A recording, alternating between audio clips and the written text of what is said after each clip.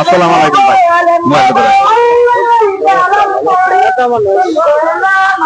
প্রিয় দর্শক, আমি এখন বর্তমানে বাজারের ভিতরে আসছি। আসলে আমার বেশিরভাগ আসা হয় না, তো এই জন্য আমি আসলে আমাদের গ্রাম দেখাইতে পারি না। যাই হোক, আমার এক বড় ভাই, আমি হয়তো ছোটবেলা খেলাতে চেহারা খেলাচ্ছে, যেটা আমার বাড়ি ঘরে আসা হয় না, কিন্তু আসলে সেইভাবে মানুষের সাথে আমার মেলামেশা করা হয় না। যাই হোক, ভালো আছেন না?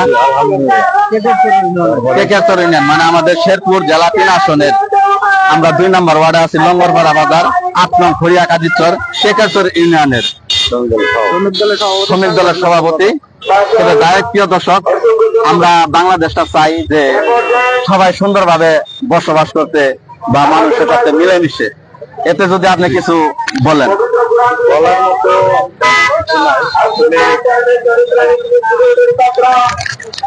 কিছু যদি বলেন।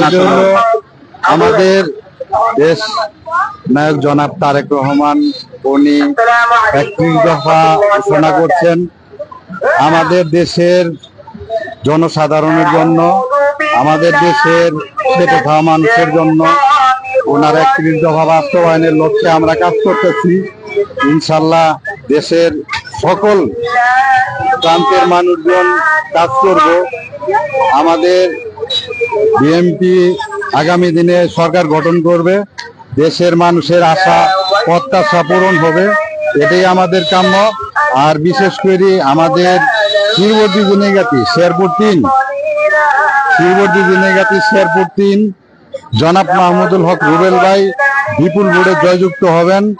এবং আমরা সাধারণ পাবলিক যারা আছি সবাই আমরা আশাবাদী জনাব মাহমুদুল হক রুবেল ভাই আগামী দিনে মন্ত্রীর দায়িত্ব পালন করবেন। এই বলে আমি আমার কথা শেষ করছি। আসসালামু আলাইকুম। প্রিয় দর্শক, আসলে আমাদের এই ছাত্র দলের সেক্রেটারি সাহেবের মুখে কথা শুনলেন, শ্রমিক দলের সভাপতি সাহেবের কথা শুনলেন।